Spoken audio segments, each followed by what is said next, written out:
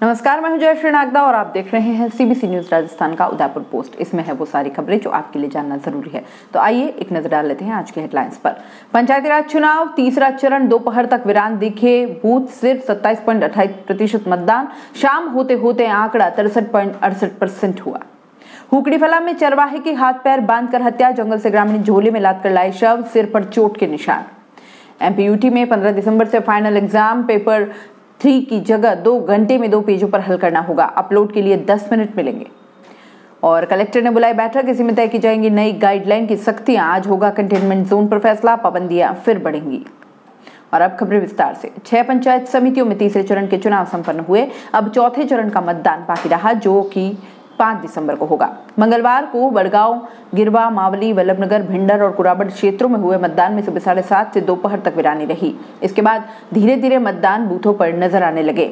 हालांकि दोपहर बाद स्पीड पकड़ी और शाम 5 बजे तक 63.68% से ज्यादा वोटिंग हो गई। बता दें कि जिले में पहले चरण में 67.11% और दूसरे चरण में 7.54% मतदान हुआ था। तीसरे चरण के चुनाव में मंगलवार को 6 पंचायत समिति क्षेत्रों में 16 जिला परिषद और 122 पंचायत समिति सदस्यों के लिए मतदान हुआ। इसमें बड़गांव, बेदला, शोभागपुरा, भुआना, सापेटिया और अंबेरी सहित शहर के आसपास की पंचायतों में भी दोपहर तक भी अधिकांश बूथों पर वीरानी दिखी।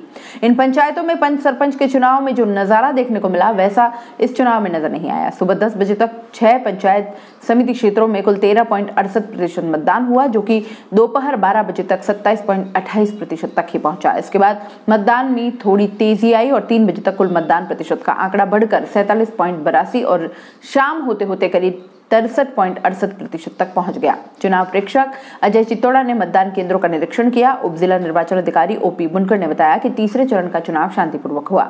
अब जिले में अंतिम चरण का चुनाव बाकी रहा है। जिला निर्वाचन अनुभाग के प्रभारी मोहन सोनी ने बताया कि लसाड़िया, सलूम्बर, झल्लारा, जयसमंद और सेमारी पंचायत समिति क्षेत्रों में 11 जिला परिषद और 81 पंचायत समिति सदस्यों के लिए 5 दिसंबर को 532 मतदान केंद्रों पर मतदान होगा। मतदान दलों की रवानगी 4 दिसंबर को फतह स्कूल और सुखाड़ा विश्वविद्यालय परिसर से होगी। 4 चरणों के चुनाव का रिजल्ट 8 दिसंबर को आएगा। पानरवा थाना क्षेत्र के हुकड़ीफला के जंगल में यहीं के चरवाहे दूल्हा पुत्र कन्नाराम ननामा का मंगलवार को हाथ पैर बंधा हुआ शव मिला। साधन नहीं होने से पुलिस और ग्रामीण पैदल ही शव को झोले में लादकर 7 किलोमीटर दूर स्थित हॉस्पिटल ले आए। प्राथमिक जांच में सिर पर वार कर हत्या की बात सामने आई है। थानाधिकारी नाथू सिंह ने बताया कि मृतक के भाई भमरू ने रिपोर्ट दी कि सोमवार को दूल्हा बकरी चराने गया, इसके बाद नहीं लौटा। तलाश करने पर दूसरे दिन शव मिला। जंगल में अर्धनग्न अवस्था में टॉवल से हाथ पैर बंधा शव मिला। बदमाशों ने टॉवल को फाड़कर हाथ पैर साथ बांधे थे। मृतक के सिर पर चोट के निशान मिले हैं, लेकिन ये ज्यादा गंभीर नहीं है। संभावना है कि वारदात के बाद चोट के कारण वो वहीं गिर गया और उपचार नहीं मिल पाने से मौत हो गई। मामले में फिलहाल लूट जैसा कोई पहलू सामने नहीं आया है। आपसी रंजिश की संभावना हो सकती है, इस पर जांच की जा रही है। जंगल से ग्रामीणों की मदद से झोला में शव को डालकर हॉस्पिटल पहुंचे।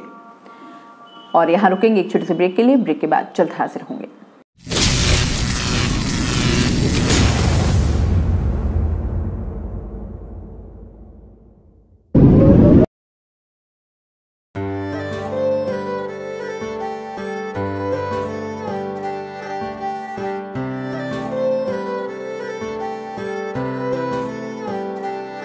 मारे आंगणे की तू है लाडली, मारे बगिया की तू है एक कली। मारे आंगणे की तू है लाडली, मारे बगिया की तू है एक कली। जद छोड़ के तू जाएगी हमें लाडो, याद तेरी घनी आएगी। मारे आंगणे की तू है लाडली, मारे बगिया की तू है एक कली। सोजतिया ज्वेलर्स, रिश्तों को नहीं दिलों को जोड़े। ब्रेक के बाद आपका स्वागत है। महाराणा प्रताप कृषि एवं प्रौद्योगिकी विश्वविद्यालय के सभी संकायों के फाइनल सेमेस्टर की ऑनलाइन परीक्षाएं 15 दिसंबर से शुरू होंगी। कोरोना काल में होने वाली इस पहली परीक्षा में 3000 छात्र पेपर देंगे। एक परीक्षा में करीब 200 छात्र ऑनलाइन उपस्थित होंगे। छात्रों को अब 3 के बजाय 2 घंटे में ही पेपर हल करना होगा। विश्वविद्यालय 516 प्रश्न पत्र तैयार करवाएगा। एक प्रश्न पत्र में 8 प्रश्न होंगे, जिनमें से 5 प्रश्नों का उत्तर देना होगा। छात्रों को उत्तर भी अधिकतम 2 पेज में ही देना होगा। इस बार ऑब्जेक्टिव की जगह ऐसे प्रश्न पूछे जाएंगे जिससे छात्र की इंटेलिजेंसी को परखा जा सके। कोई भी प्रश्न सीधी तरह से नहीं पूछा जाएगा। परीक्षा के लिए तैयार करवाया सॉफ्टवेयर फॉर्म भरते ही हो जाएगा रजिस्ट्रेशन, और ये रहेगी प्रक्रिया। विश्वविद्यालय ने ऑनलाइन परीक्षा के लिए तैयार कराया है सॉफ्टवेयर। परीक्षा फॉर्म भरते ही सभी छात्रों का इस सॉफ्टवेयर में रजिस्ट्रेशन हो जाएगा। परीक्षा देने के लिए छात्र के ऑनलाइन आते ही परीक्षक लोकेशन जांचेंगे। शुरुआती प्रक्रिया पूरी होते ही प्रश्न पत्र छात्र के कंप्यूटर की स्क्रीन पर दिखने लगेगा। 2 घंटे में सभी प्रश्नों के उत्तर 2 पेजों में लिखने होंगे। परीक्षा समय पूर्ण होने के बाद 10 मिनट का समय दिया जाएगा, जिसमें कॉपी के पेजों को स्कैन कर सॉफ्टवेयर में अपलोड करना होगा। अपलोड करते ही एग्जामिनर के पास पहुंच जाएगी। जांच भी ऑनलाइन ही हो जाएगी। छात्रों द्वारा उत्तरों की सॉफ्ट कॉपी अपलोड करते ही एग्जामिनर के पास पहुंच जाएगी, जिसे जांचने के लिए अलग अलग शिक्षकों को भेज दिया जाएगा। कॉपी की ऑनलाइन ही जांच कर नंबर दिए जाएंगे और उन नंबरों के आधार पर ही मार्कशीट बनेगी। ऑनलाइन परीक्षा में गड़बड़ी को रोकने के लिए एक टीम पूरे समय नजर बनाए रखेगी। बता दें कि पिछले सत्र में कोरोना के कारण सभी छात्रों को अगले सेमेस्टर में प्रमोट किया गया था।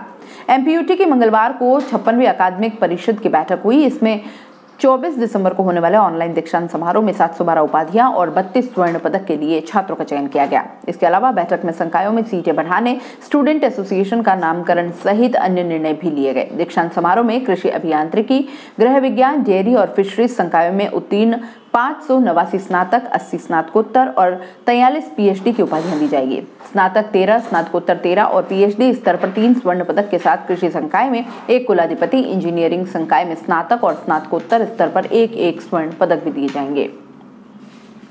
प्रदेश सरकार की नई गाइडलाइन के तहत शहर के 9 प्रमुख क्षेत्रों सहित बड़गांव ब्लॉक के सबसे ज्यादा कोरोना संक्रमण वाली गली मोहल्लों में बुधवार से सख्त लॉकडाउन लग सकता है।